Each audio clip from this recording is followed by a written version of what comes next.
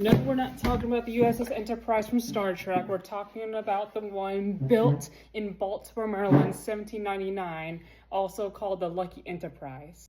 The USS Enterprise was built for the quasi-war, United States versus France, and the first person to command her was Lieutenant John Shaw, which I have opinions about him, but they're not important in this video right now. Skip over to the First Barbary War with Thomas Jefferson as president. Thomas Jefferson appoints Richard Dale as first Commodore of the Mediterranean Squadron. Captain of the USS Enterprise is Lieutenant Andrew Stewart. The entire time that Commodore Dale is in charge of the Mediterranean Squadron, Lieutenant Andrew Stewart and the USS Enterprise is the only American vessel that actually made progress with the whole blockade around the Barbary states. There's an episode of when Lieutenant Andrew Stewart and the USS Enterprise came across a Tripolitan war vessel called Tripoli, easy to remember. During this engagement, you can see the difference of skill between the Americans versus the Tripolitans, because Americans, they worked together. They knew how to maneuver their guns, versus Tripolitans, they relied more on bordering enemy vessels to take over. Twice the Tripolitans pretended to surrender. Andrew Stewart ordered the USS Enterprise to sail closer to the ship Tripoli to claim it as a prize, but as the Enterprise came closer to the Tripoli, the Tripolitans on their ship, on the enemy vessel, would fire at the unsuspecting Americans. It wasn't until the third time the Tripolitans tried to surrender when Andrew Stewart wasn't buying it.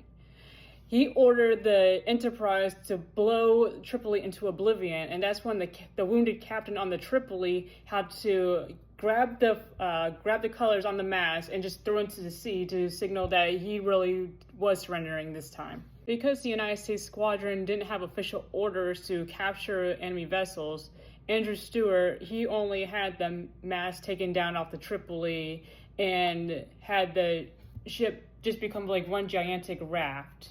And so that was the end of that engagement.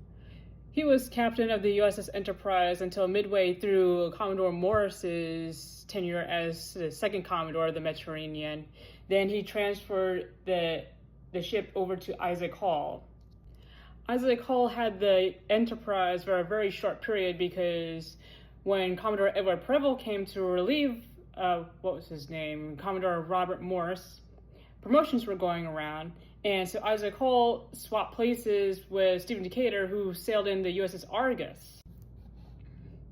This change of command is what started Stephen Decatur's fame, because in the Enterprise, Stephen Decatur captured a small ketch, which is a fishing boat, and that fishing boat became the Intrepid. And within the Intrepid, Stephen Decatur led a small party and burned the USS Philadelphia after it got caught on uncharted reefs. More naval battles happen, and the First Barbary War is winding down to a close. The Enterprise is transferred to a Thomas Robinson, who believed that the Enterprise was pretty worn out because it was in continuous use since the quasi-war. And so while Robinson was in Syracuse, he had the Enterprise rebuilt entirely. Like, it was a brand new ship by the time he was done. We're going to skip over to the beginning of the War of 1812 when the Enterprise is under command of Johnston Blakely, a North Carolinian originally from Ireland. Captain Blakely was ordered to transport Major General James Wilkinson to New Orleans.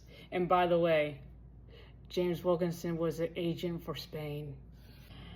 After transporting Major General Wilkinson, Johnston Blakely had the Enterprise for a while, and so he trained the crew to be very proficient in gunnery before he was called up to New Hampshire. Blakely's replacement was a young Lieutenant William Burroughs. I understand Captain Blakely's frustration after this, because after he transferred the Enterprise to William Burroughs, they were up in the whole New England area. William Burroughs immediately went into action with the HMS Boxer. Oh my gosh, because just imagine spending the first 2 years of a war just training your crew nonstop so they'll be so proficient at the gunnery, and then Well, it's great that you got promotion, but as soon as you hand over your old vessel to your replacement, they take the crew that you trained yourself personally and they get into a fight that you've been waiting for this entire war. That's like being in a group project and you get none of the credit. Unfortunately for William Burroughs, he did not live long and prosper after the battle between the USS Enterprise and the HMS Boxer. Ellie's future famous poet Henry Wadsworth Longfellow immortalized the battle by writing a poem many years later. I remember the sea fight far away, how it thundered o'er the tide, and the dead captains as they lay in their graves overlooking the tranquil bay, where they in battle died. Not much to be said about what happened to the USS Enterprise for the rest of the war. Unfortunately, the USS Enterprise wrecked on July 9th, 1823, but luckily all the crew survived. But that was the end of the original USS Enterprise.